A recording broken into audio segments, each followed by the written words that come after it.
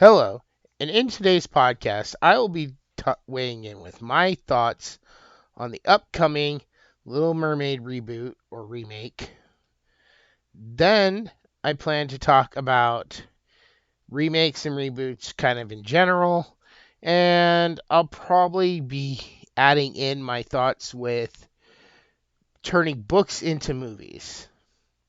Then finally, I will be reviewing the Xbox and PC exclusive game Sea of Thieves, letting you know my overall thoughts on the game itself.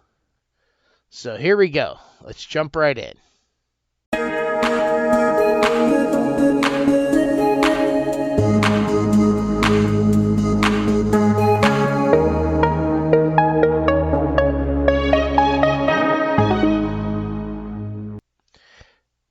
Okay, so before I dive into The Little Mermaid, I want to start by saying in my previous podcast, a link to it if you didn't see it will be up at the top here.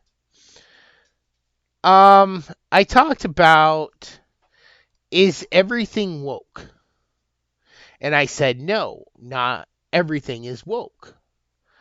Just because a movie has a female lead does not necessarily mean it's woke. But it's what the character says, what the character does, how the other characters around them are portrayed. That's what makes it woke. You know, in the original Alien, Ellen Ripley was the main character. It wasn't really woke. Why?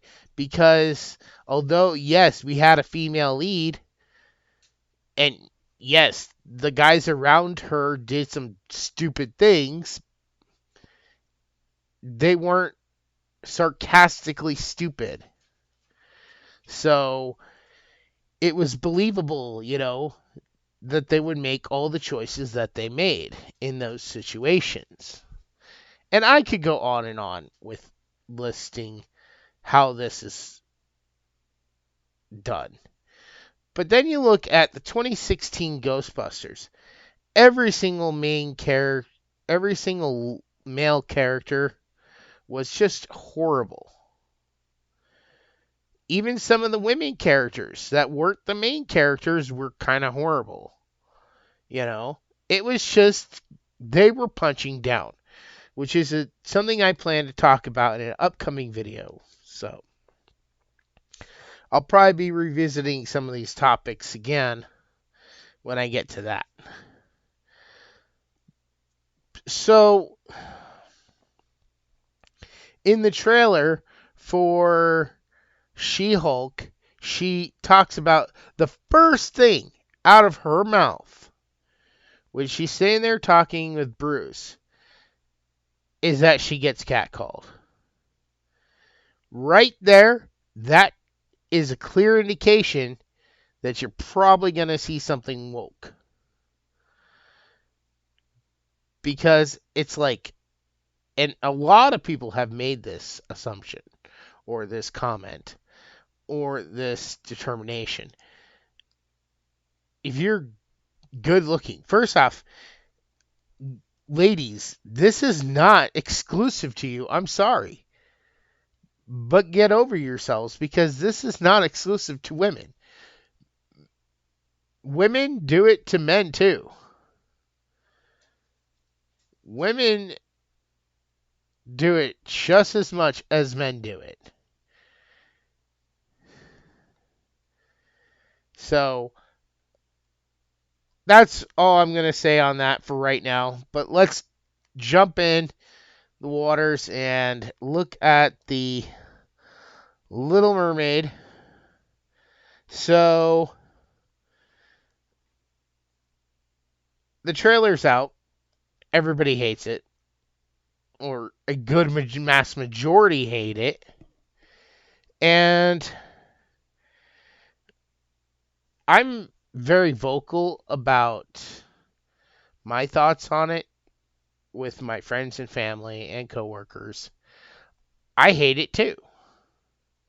First off, as soon as the actress was announced for The Little Mermaid, I was like, that's stupid. It makes no sense.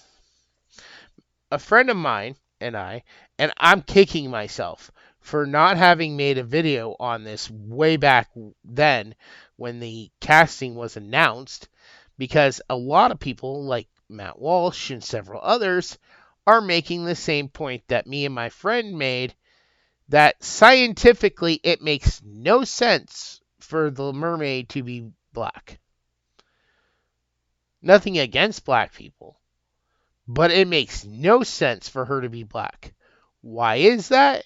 Well, if you've watched anyone else's videos where they've talked about this, it has to deal with the sun.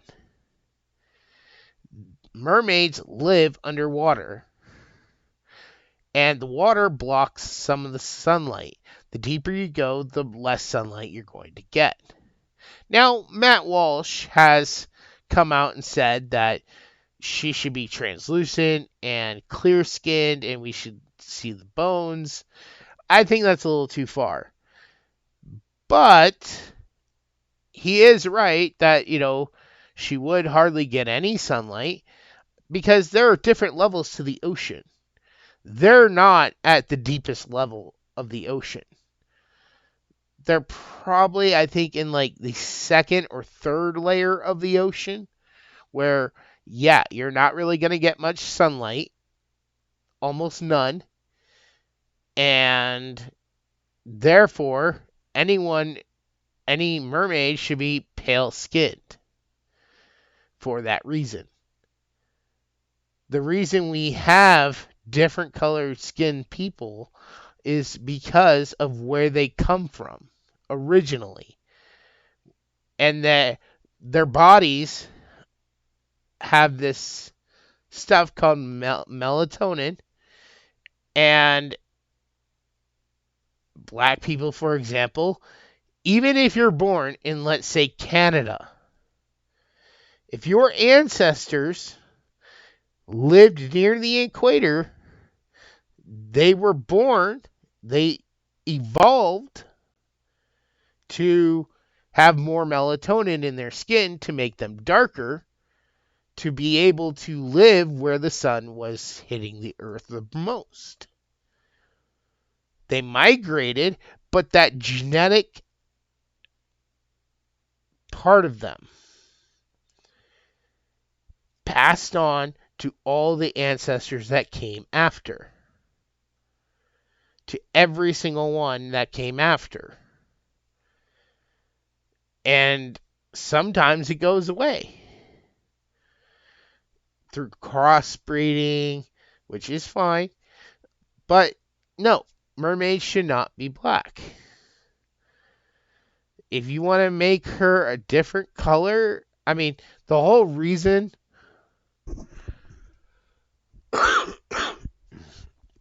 why she is white is because she needs to blend in with the above ground world when she becomes human.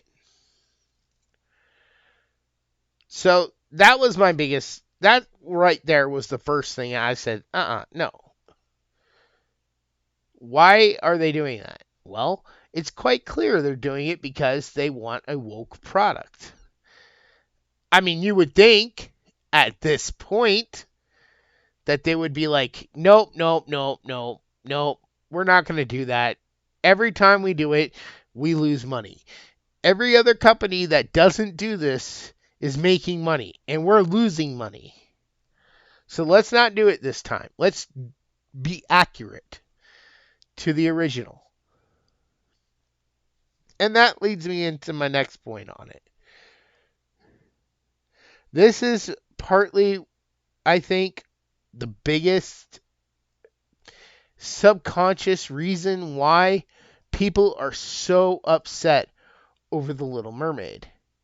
And that is because it was the movie that in the Disney Renaissance brought Disney back to being important. From 1989 to 1999, the Disney Renaissance age, every single movie just about that they released was a slam hit. And it all started with The Little Mermaid. And every other movie just about that they've remade from that era has been atrocious. Some are better than others. Like, honestly, I think the best one to come out of that age that they've turned into a live action is Beauty and the Beast. It's not too vastly different from the original.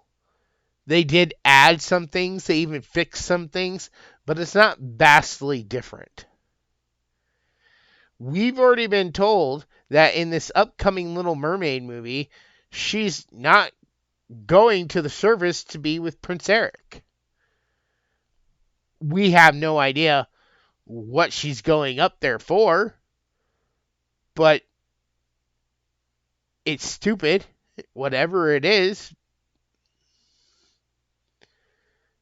And I think that all plays into not just the woke aspect, she doesn't need a man. Well, that was the story of love. It was a love story. Unless she's going to go up for a princess, and in which case, now you're definitely hitting more woke, keys. You're checking off all the boxes. So, she's not going up there for true love. And I'm sorry, whatever happened to people thinking Ariel was the worst Disney princess ever? Because there was a time where I remember everybody slamming on the original Little Mermaid.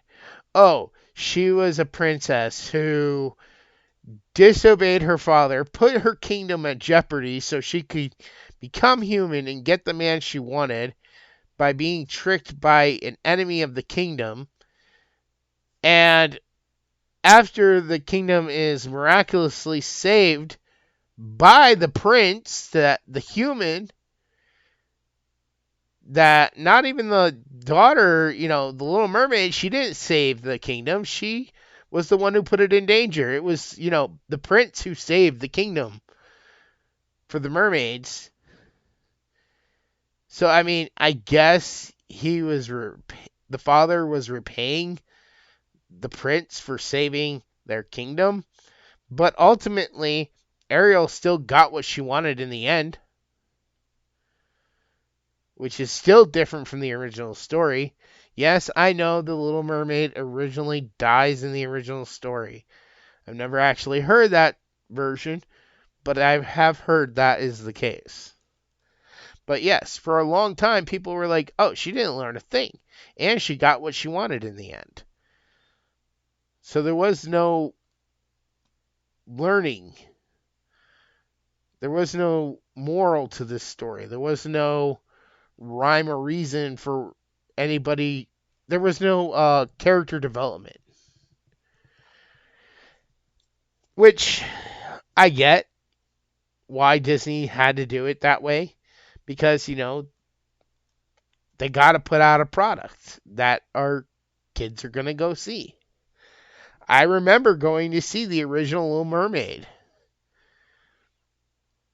back when I was a kid. Because I am in awe of those kinds of stories. And mermaids are not just from one culture.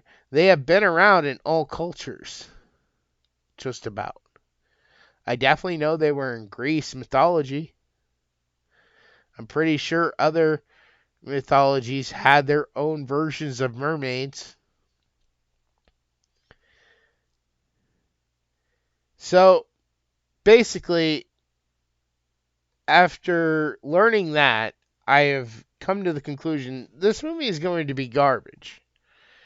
And Disney is going to not make what they're hoping. and they're just going to keep pumping out this crap. And I think I understand what they're doing. I think I know what they're really trying to do. They're forcing failure now so they can force success later. They Ghostbusters, I know I keep bringing this up. Ghostbusters, though, is a prime example. You had the originals. You waited years and years and years. Finally, they say, okay, we're going to make another. But we're going to start all over. And then they said, well, we're going to make them all women. People were outraged. They were like, no, no, no, don't do that. That's stupid. And it was. It turned out horrible. But then, what did they do? They made another one. Only this time, they scrapped the remake, went back to the originals, and gave us a much better product. And everybody was happy. Everybody likes that one. They still hate that 2016. I'm not going to say there are no fans. You do have woke people out there that might actually watch some of these things. So, yes, there are a few fans. But in the words of Spock, the needs of the many outweigh the needs of the few. You want to make more money? Appeal to the many, not the few.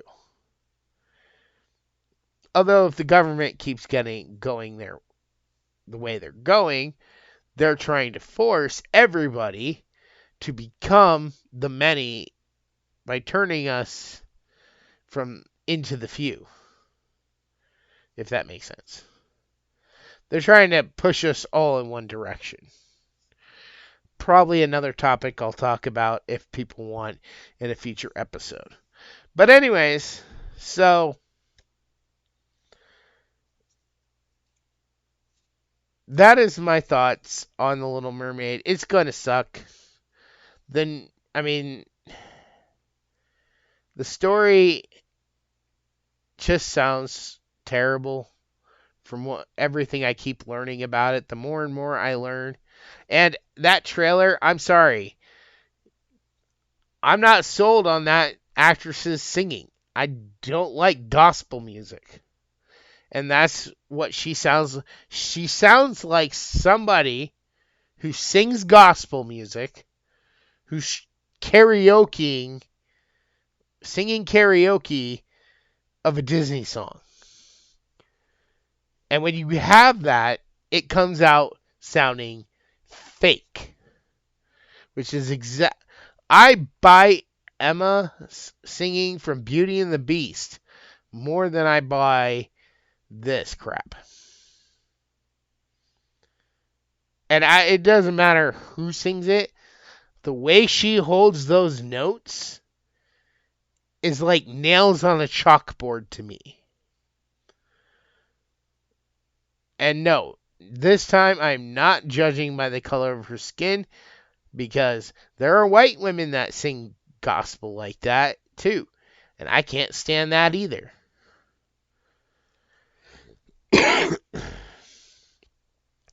So the singing, the casting, is just beyond Ariel. They got a female voice actress to do Scuttle. So Scuttle's now going to be a girl seagull, which is, again, something really stupid because there are so many.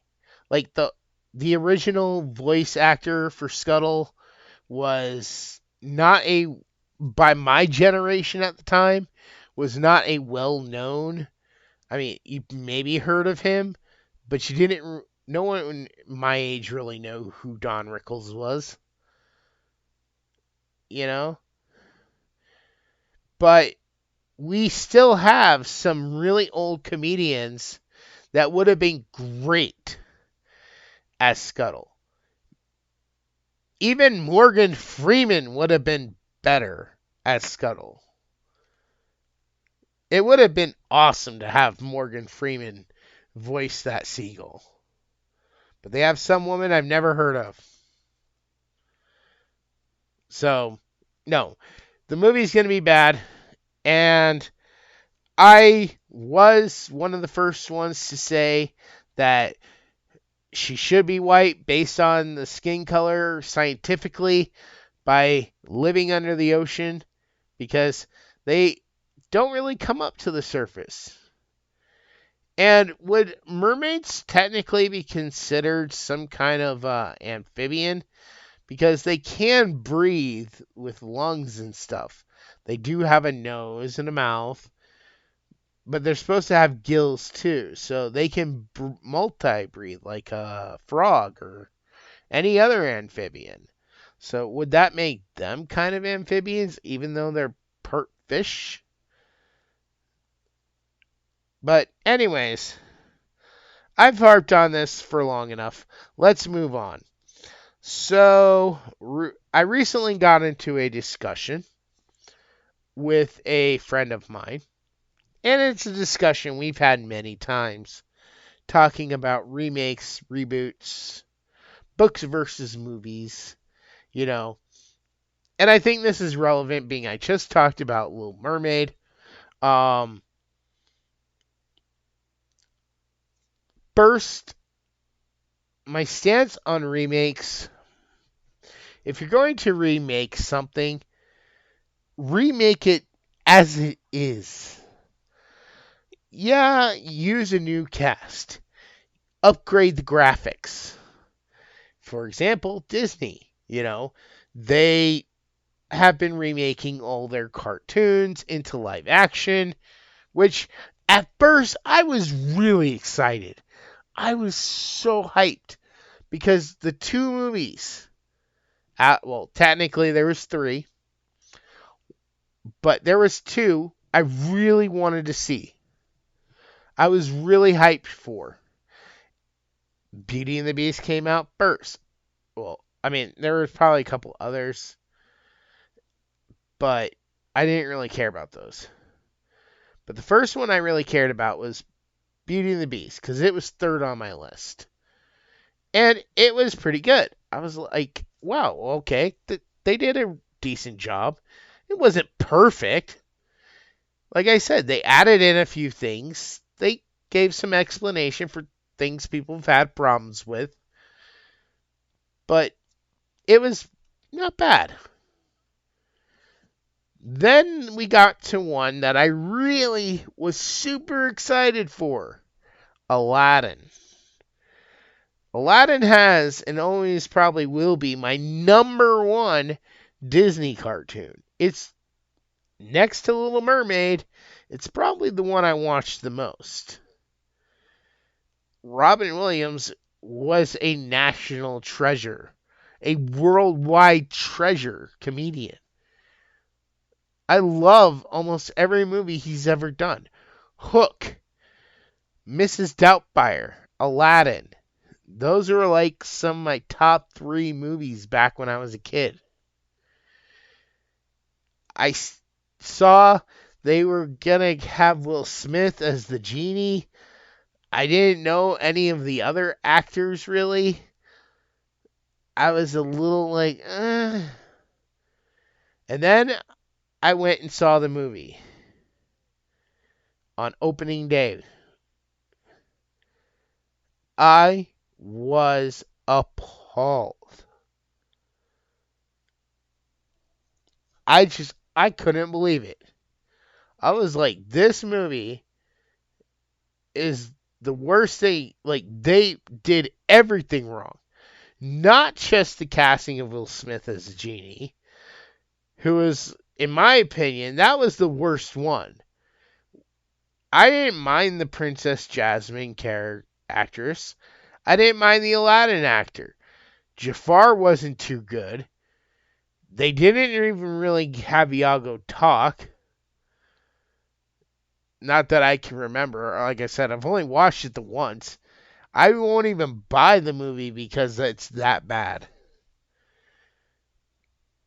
And Will Smith, You know, yes, he has done comedy. He grew up doing comedy, but he's a action comedy person.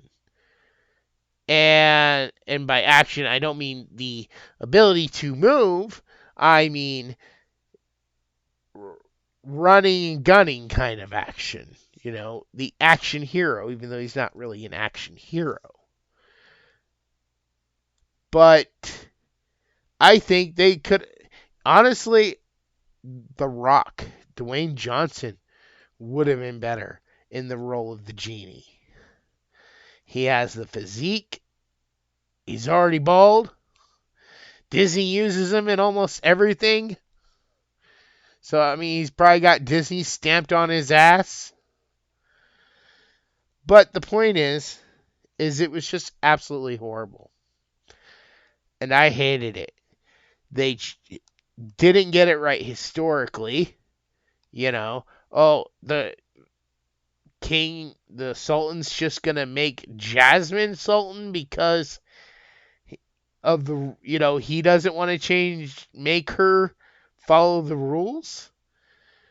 That was stupid. That was retarded. And it completely took away from the original where the Sultan's like, oh, wait a minute. That's right. I'm Sultan. I can do what I want. And I can make a rule that says she can do what she wants. I can let her marry him because I'm the Sultan. Which was kind of his arc. It was his character moment.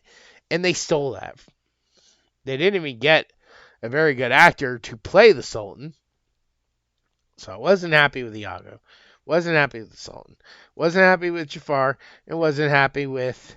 Hell, the only two I actually did like was Jasmine and Aladdin.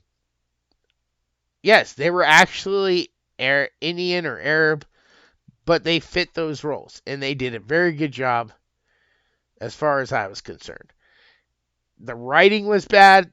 The action was bad. Even the stuff I was like, okay, I can forgive all this as long as we get the ending scene the way it was.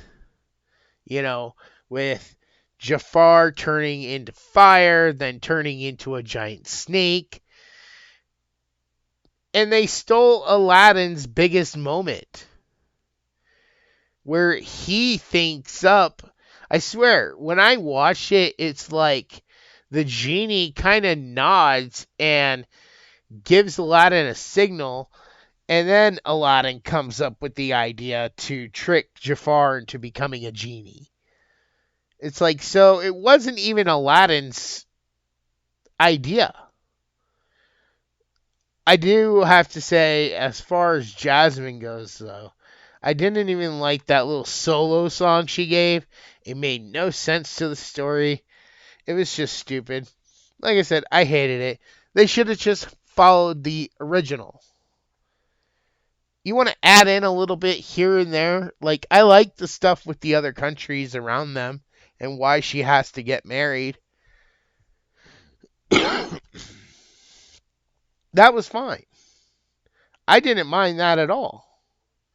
It was the woke stuff they were trying to insert. And at the time, yes, woke was becoming a bigger and bigger thing, and I was noticing it more and more by that time, and I prayed that we weren't going to have that in Aladdin, that we were still going to get the end the way it was, and they screwed it.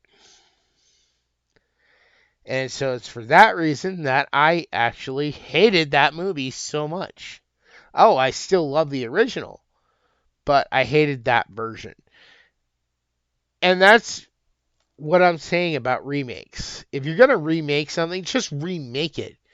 If you're going to change so much stuff, then why not just create new names and a new title? I mean, it's plagiarism, kind of, because you're still kind of telling the same story. But maybe you're telling it a different way, so give it a different name.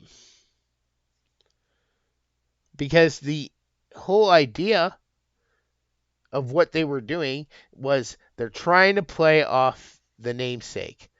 I have the friend I was talking with. He likes the new Total Recall over the old one with Arnold Schwarzenegger.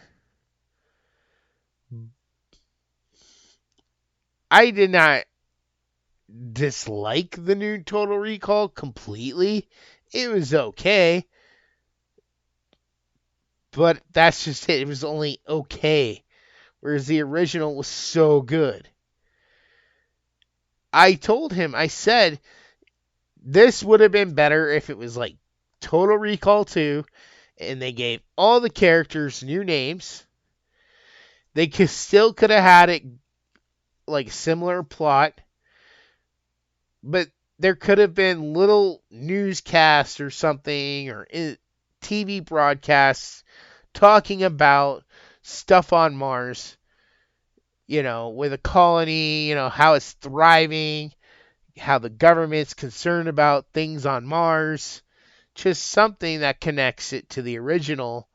And then, boom, you got a sequel that, as a sequel, it would have been really good because it's still like, oh, it's still Total Recall because these characters are kind of going through the same story, but they all have different names. And you still could have played off the Total Recall name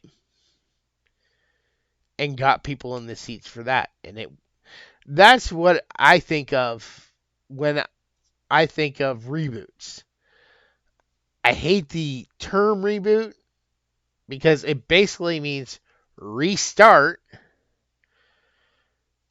from the beginning, which is not usually what they do. They usually try to continue on, like, with every TV show that they keep trying to reboot. It's like sometimes they're trying to actually remake it, or they're just continuing on and it's just a sequel. So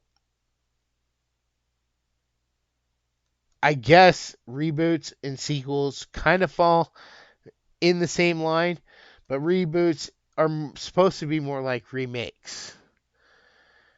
And I think that remaking something as it is fine if you're using like new actors and new people, but just don't change the story.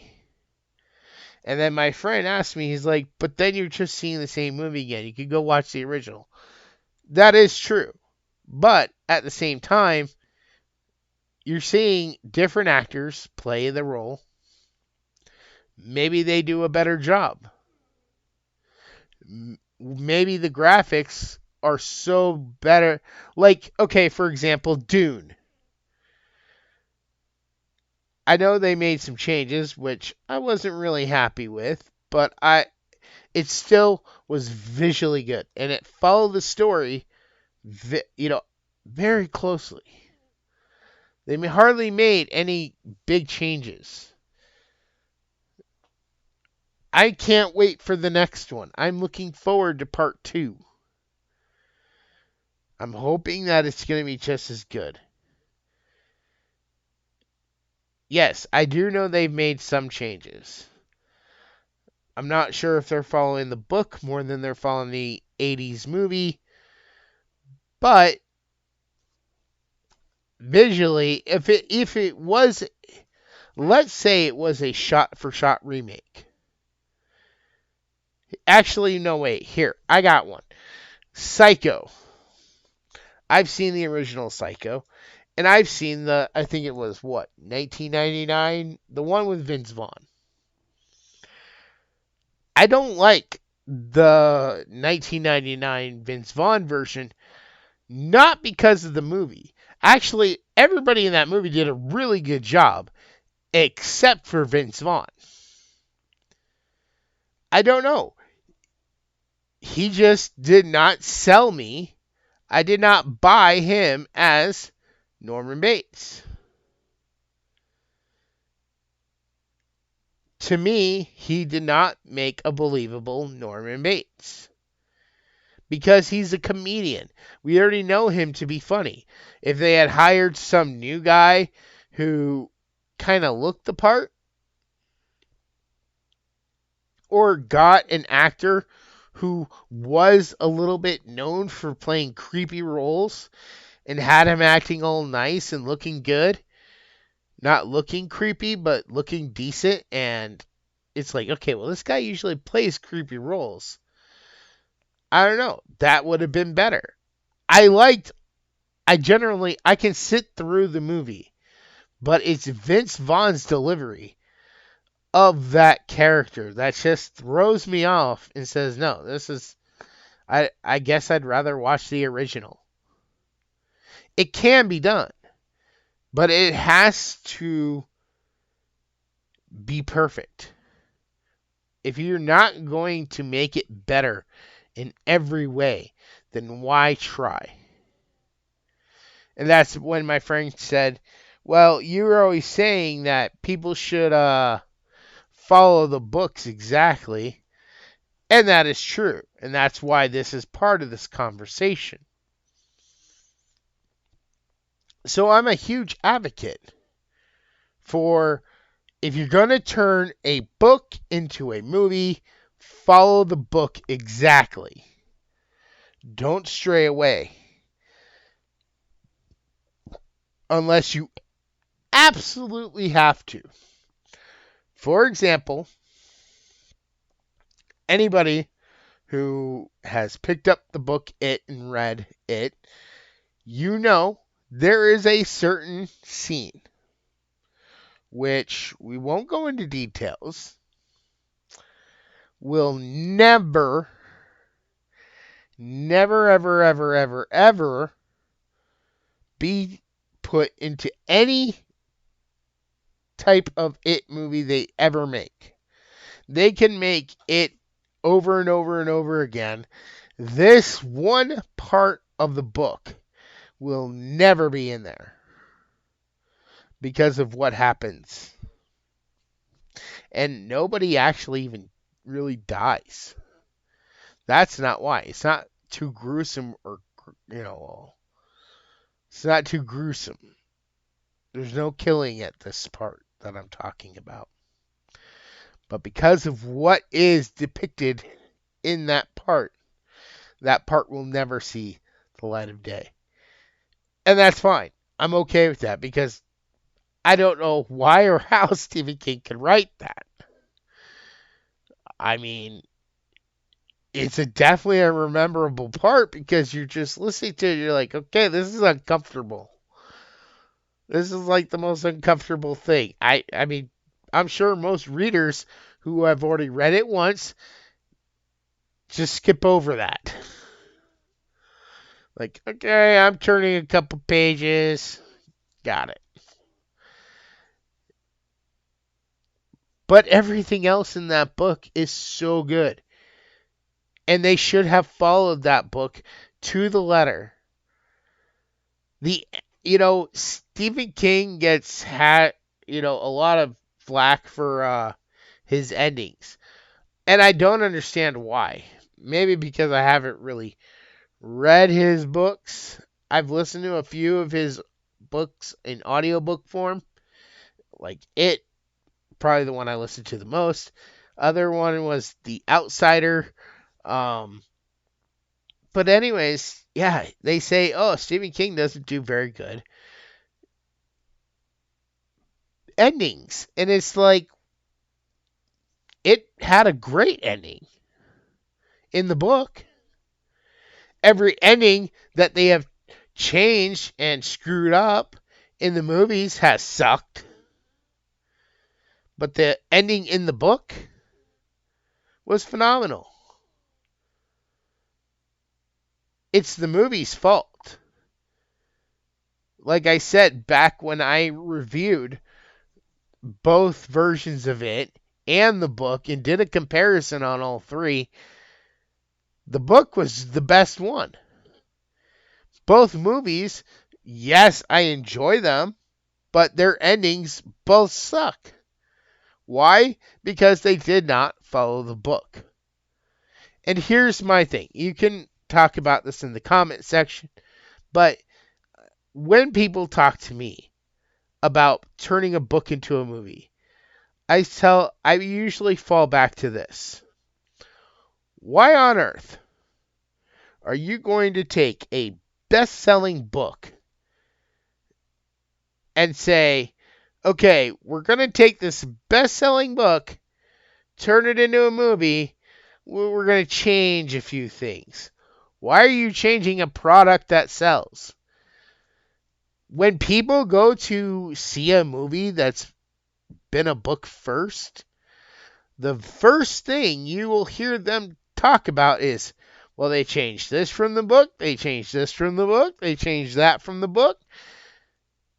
They go in looking to see that the movie is just like the book. And then they usually will say, oh, go read the book.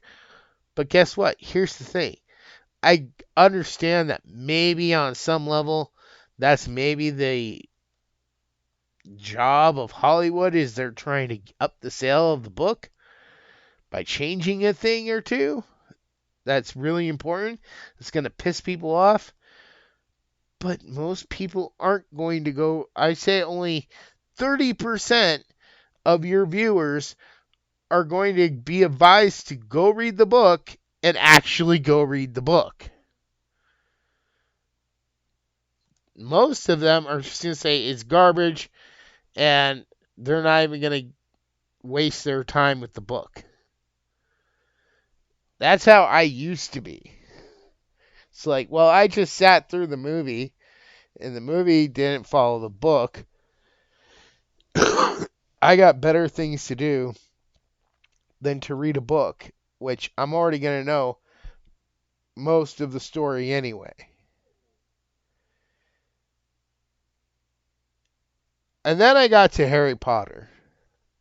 Now, Harry Potter, for the most part, usually does follow the book. But those scenes where they change things, it's like that would have been awesome to see in the movies if they had just followed the book. It's like if you're a cook and you make the signature meal, why would you ever change your recipe? You've already got a product that is selling. And I don't understand this because this actually happens. You know, when me and my friend were talking about this, I was talking about, look at the song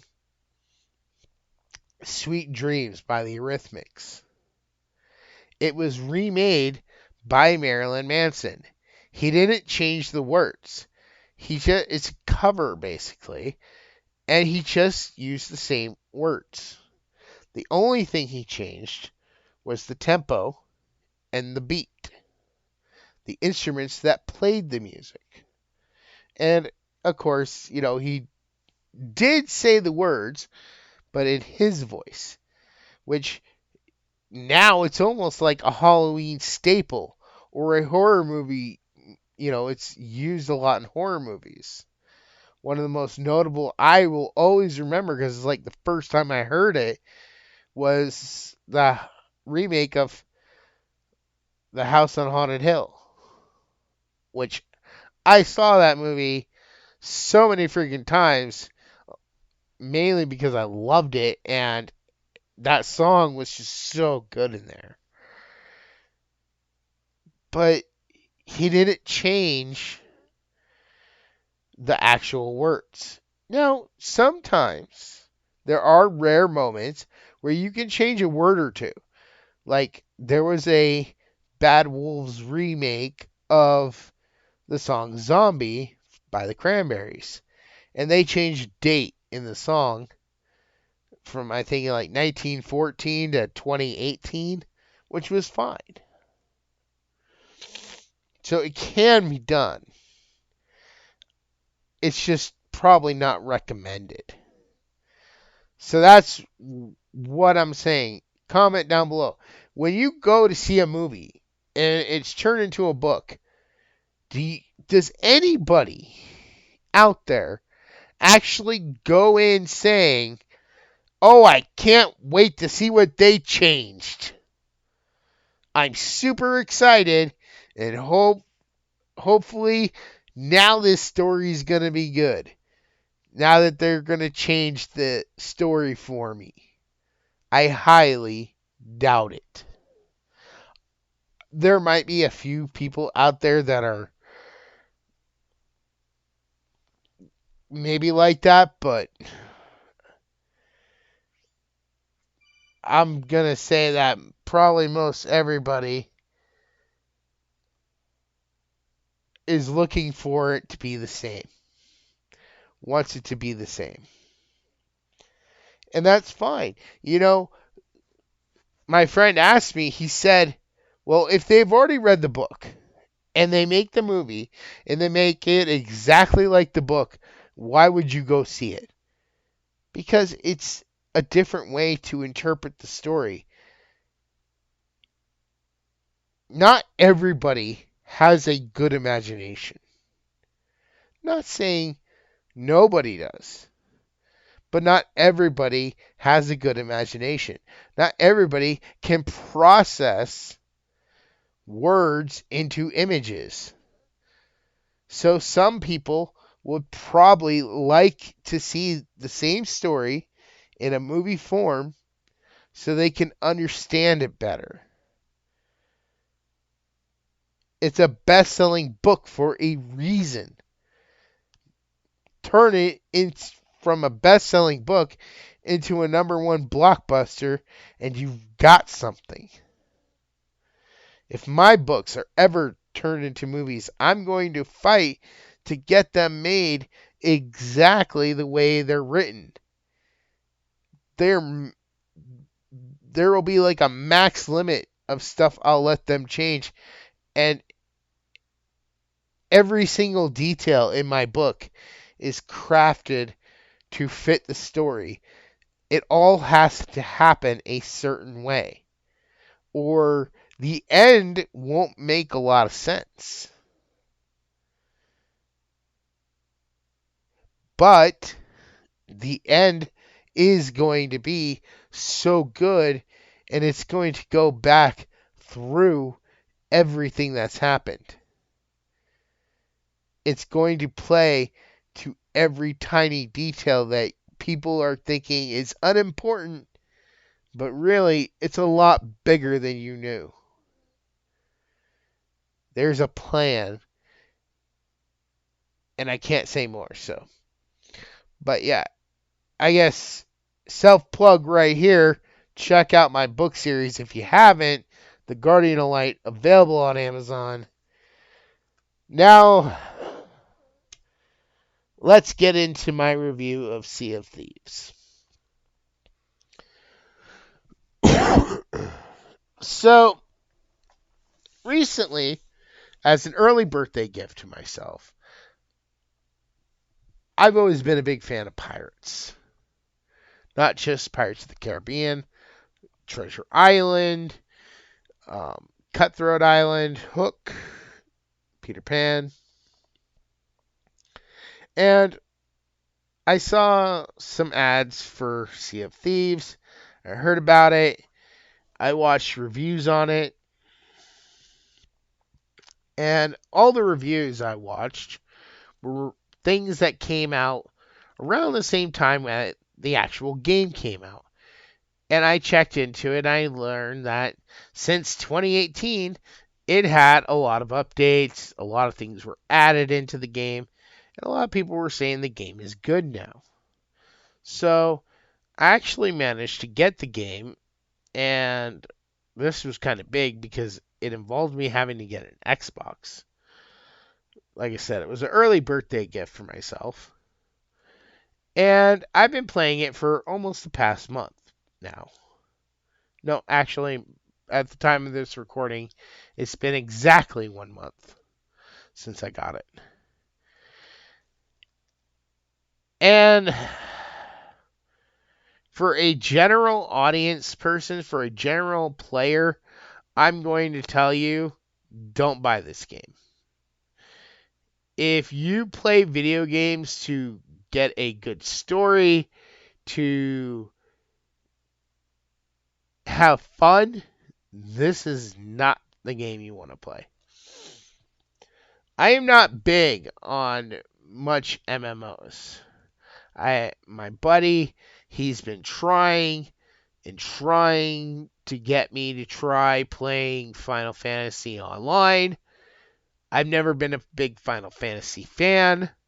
The only Final Fantasy I think I've ever played and completed is Final Fantasy X. I mean, I do enjoy Kingdom Hearts, but even that, I love the first one. The second was like, eh. And then the third one, I don't even think I've completed that one. So, I'm not really a big fan of MMOs. But when I picked up Sea of Thieves, I thought about it and I'm like, oh, maybe it'll be like Grand Theft Auto or Red Dead Redemption or one of those types of games where you can play the game and you'll actually have a story and you'll learn how to use the controls and everything.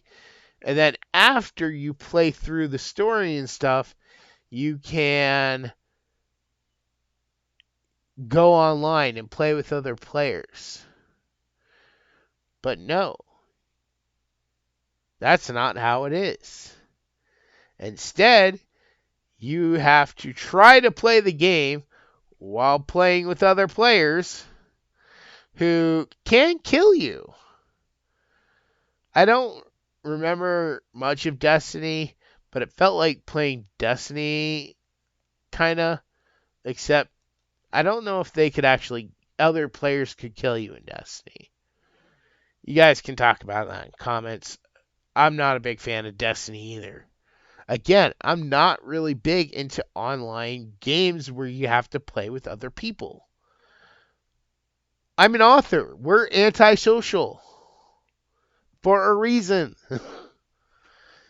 But anyways, so Sea of Thieves, I was like, well, I'm really big into pirates. I really want to experience this game. So I stuck with it. And I've been playing it for the past month. And there has been several times where I've almost quit. So first, let me give you the positives. What do I like about Sea of Thieves? Well, the environment's really beautiful. I like the ability to customize the ship, to customize your character. I like the fact you can own your own ship. I like exploring the different islands, going on the quest, which I've hardly been able to do. But the quests I have been on, there are the crappy ones. Take box A, B, and C to location D. That's like, okay, that's just a junk quest. But there's one where you find 3 pieces of a map, dig up this key, and open this vault. And you got so long to empty the vault. I mean, I wish they gave you a few more minutes. So if you're fast enough, you can actually empty it. But they only give you, I swear, 5 minutes, and there's layers and layers and layers of boxes. So if you're playing by yourself, you're getting 5 boxes and maybe some piles of coins. And I've done that quest one time. There's Tall Tales, which I tried to start. It seemed interesting. But that brings me to the negatives now. And the negatives are you can't play through the story quest. You can't play through any long quest. Why? Because of the other players. The other players are the biggest problem with this game. I have, like I said, I've been playing for about a month, or I've been playing for the past month, and I haven't met very friendly people. Usually every other player on the game tries to sink my ship while I'm trying to complete a mission. There was a day I just got on. I just logged in. And I hadn't not even left the port. I was going around the barrels trying to collect up some supplies. I had only been on my ship one time where I had put once I had enough food and cannonballs and wood, I had put those on my ship. I went back to go get more. On the way back to my ship, this crew of kids, like 3 kids, pulled up alongside my ship, said, "Join us as an alliance or we're going to sink your ship." I just started. I just got on the freaking game. And they actually did try to sink my ship. They actually did, because I didn't have a mic at the time. So I was like, first off, who are you to just come up to me and demand I play with you? I don't want to play with you. If I wanted to play with you, first off, I'm not going to play with little kids. Those little kids can go play by themselves. I'm in this for the story. I'm in this for the adventure. And they just come up and demand that I play with them? No. They're not my kids. And so I took off. Luckily, I was able to get away. But then a couple days later, again, I had just logged on. I had not even reached my ship. And this galleon came along and sunk my ship, which was still docked. I didn't even put anything on it. I hadn't even gone on it yet. And they came along and they sunk my ship. I know this because I saw them, and then they sailed away. I've had people who sink my ship. I go get my new ship, go back to where my ship was, where they sank it, because I'm going to try to kill them and sink their ship. And I see all my treasure just floating on top of the ocean. And it's like, wait a minute, you didn't even take my treasure? You didn't stop to take my treasure, you just killed me and ran away? So they're not even doing it in any sort of smart way. They're not doing it for my treasure. They're not reapers. I'm not running up a flag as an emissary of anything. So killing me is absolutely pointless, and yet they do it. I actually watched, since then, I was actually getting into watching more videos, trying to become better at the game. And I saw this one YouTuber who said that they get a thrill out of people who are in it for the PvP, driving these people crazy, making them so mad. And they went on to say what they do. how they sail the person's ship to the bottom right corner of the map, which is like a half hour away, just so that when they get back on their ship, they have to sail back and waste time. It's like, okay, so your plan, let me understand this. Your plan is to piss off the people who do want to play PvP so much that they decide to quit because you've traumatized them, which was a word he used, and then they never want to play this game again. And you and those same people have driven away the people who want to play this game for the story. So now you have less PvP people, no people here for the story. There's only a handful of you left, and now you're getting bored because you're battling the same 5 people all the time. What do you think happens when you have a situation like that? I'll tell you. The company's like, oh, well, people aren't playing this game very much. We have servers that are being wasted. Nobody's playing it. We got less than 1,000 people maybe playing.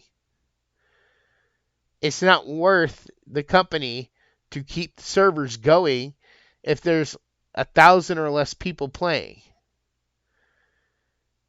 That's a day.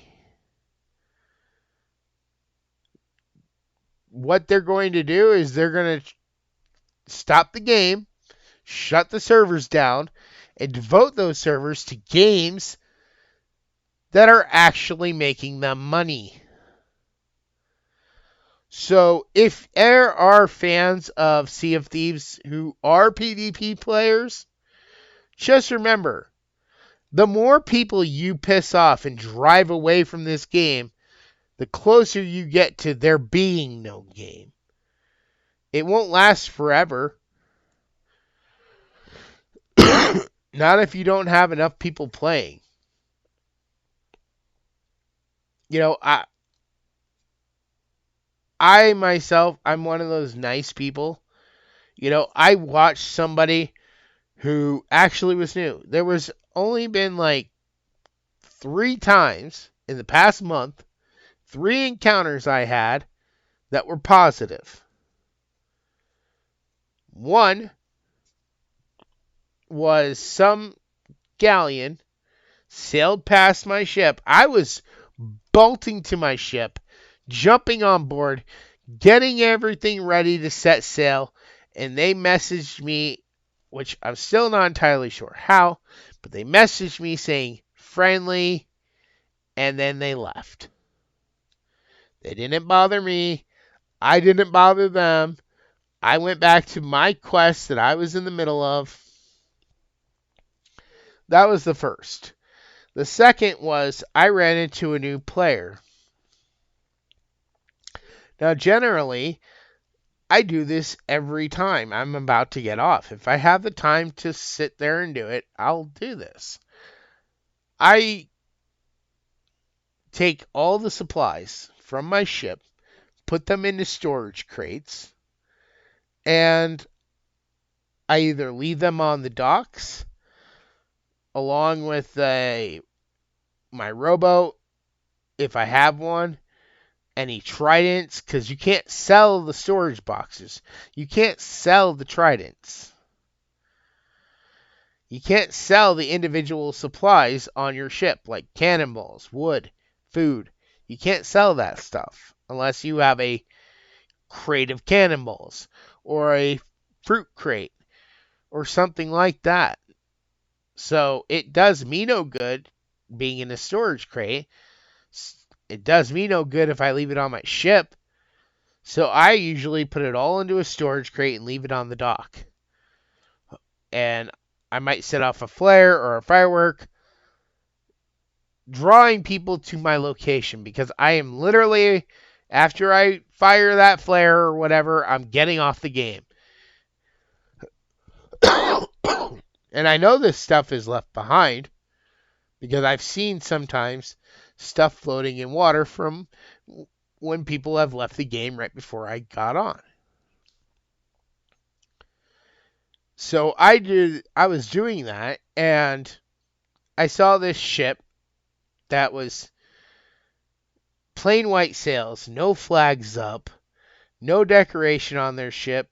Their ship wasn't registering when I used my spyglass, and they had their lamps on, which is something that I guess all new players do, and they don't know to turn the lights on the top of their ship off, or they're going to be seen by other ships, and those people will come and just kill them.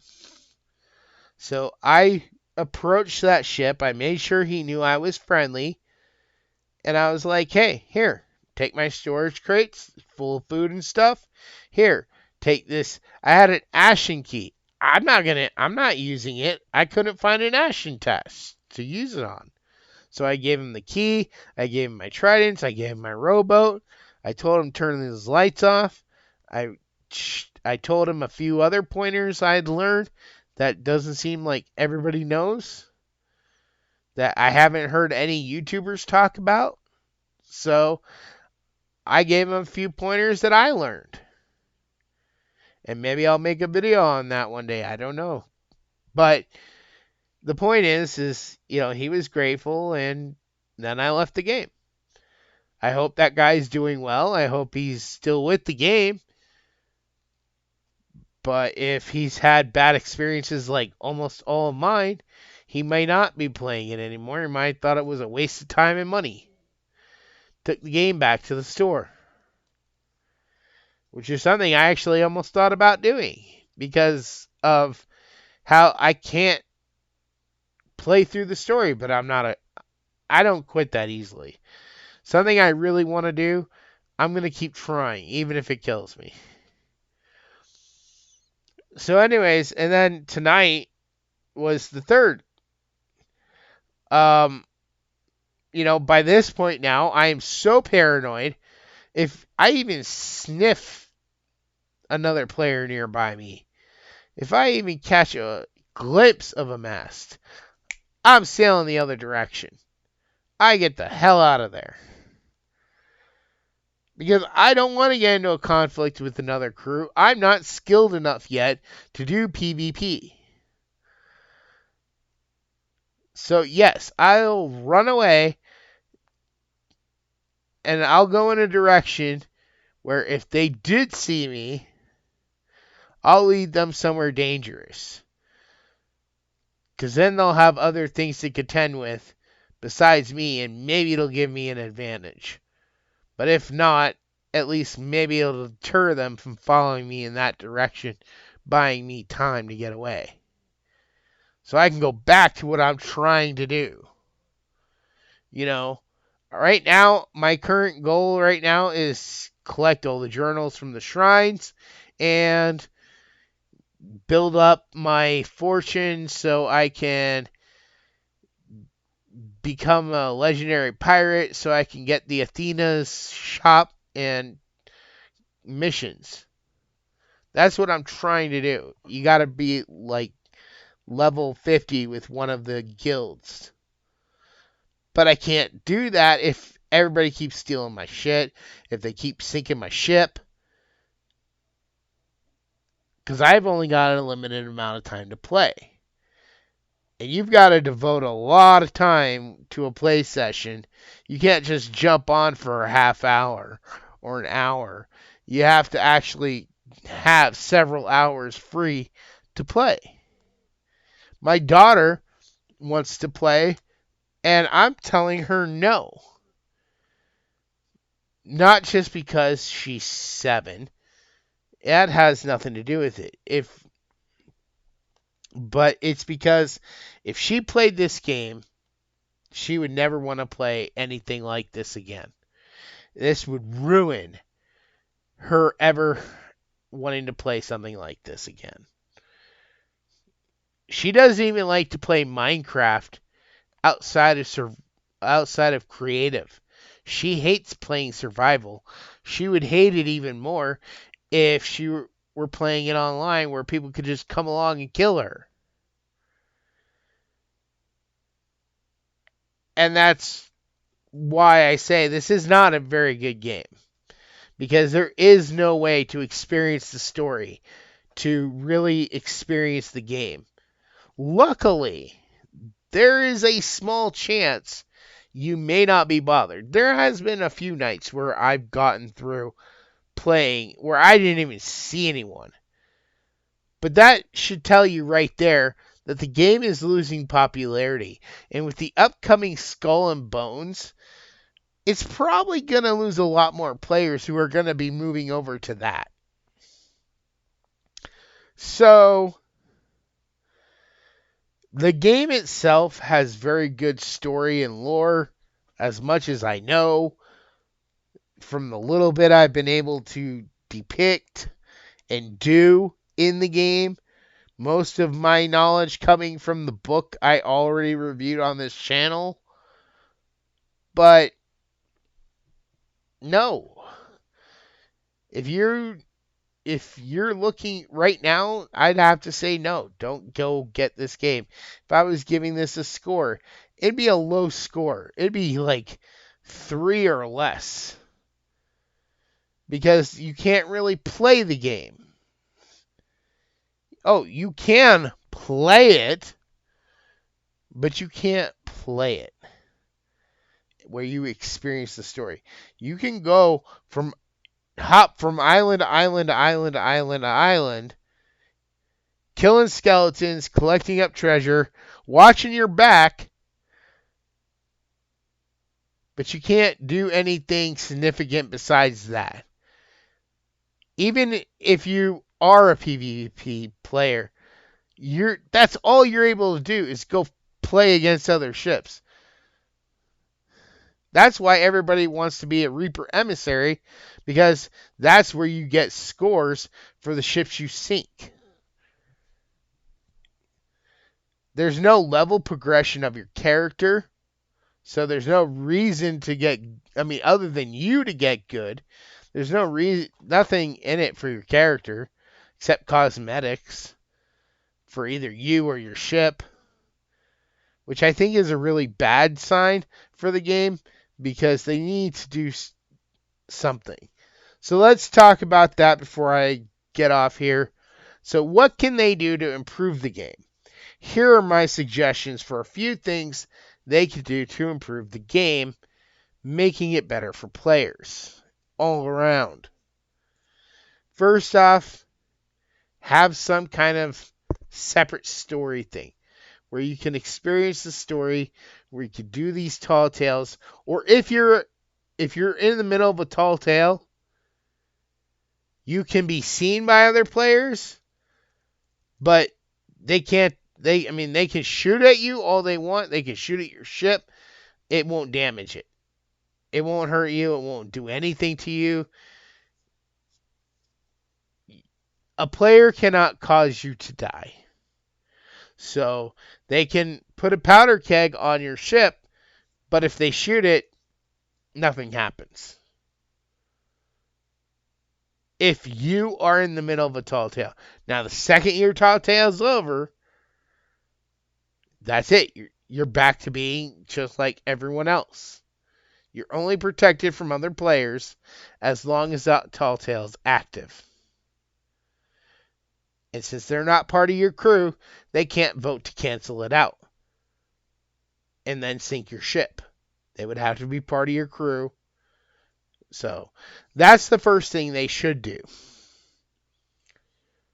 Secondly, I think the ships need to be upgraded a little bit more.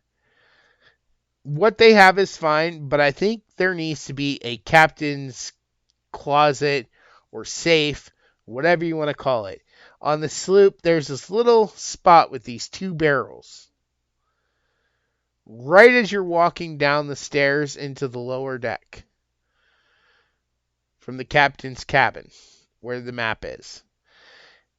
Those 2 barrels, they shouldn't be there. Instead, there should be a little door, and your character should always have a key. a key to the ship. You can't give this key away. You can't do anything except use this key on that door. And what that door does is if you put a treasure chest inside or any treasure inside and lock that door, it will actually save those items to your ship for later use. Meaning, if your ship gets sunk, those items will always be there. People can't break into that part of your ship and take those items. Those items are protected from other players. Those items are protected from sinking. Those items are protected from logging off, getting out of the game. If you get out and you had those two, let's say you had two chests inside. This is how I view it. The sloop should have a capacity of 2. The brigantine should have a capacity of 4. And the galleon should have one that has a capacity for 6. You put 2 chests in the sloop one. You lock it. You decide, okay, I'm done for the night. And you you get out of the game, you turn it off. When you sign back in the next day and you start playing, those 2 chests will still be there. So now, let's say they were a chest that needed a key. Well, now you can continue on your adventure to try to find a key for those chests. Because I've had several Ashen chests, I think that's what they're called, where I either find the key or I find the chest. I hardly ever find the two together. I think in the month I've played, I have found a chest and key a grand total of twice. 2 times. So, that's another thing I would change too. And I mean, it's not like this game has a lot of players, so they need to do something because they don't have a lot of players for this game. I already know this because I hardly ever see.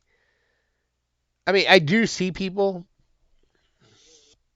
I guess it depends on what time of day you go on.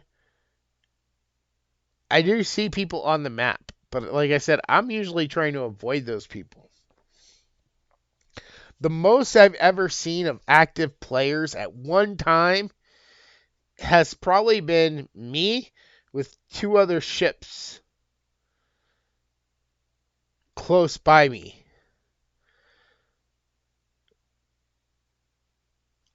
That's not very much.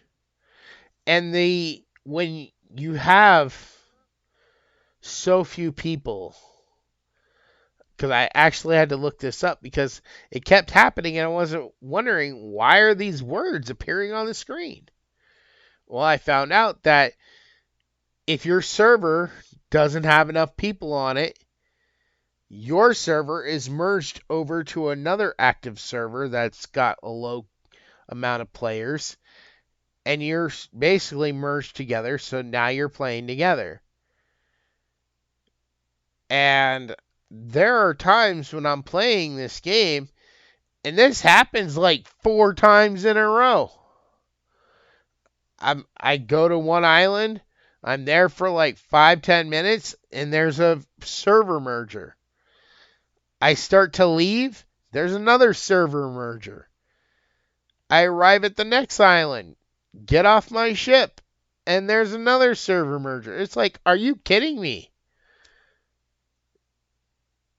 So, if you play this game, be cautious, be wary, until they can provide some kind of way where players can actually play the game, which I think would be a big draw, bringing people back into it, because the people who wanted to play it and actually experience the game without being harassed by jerk players who just are there to sink you for no reason.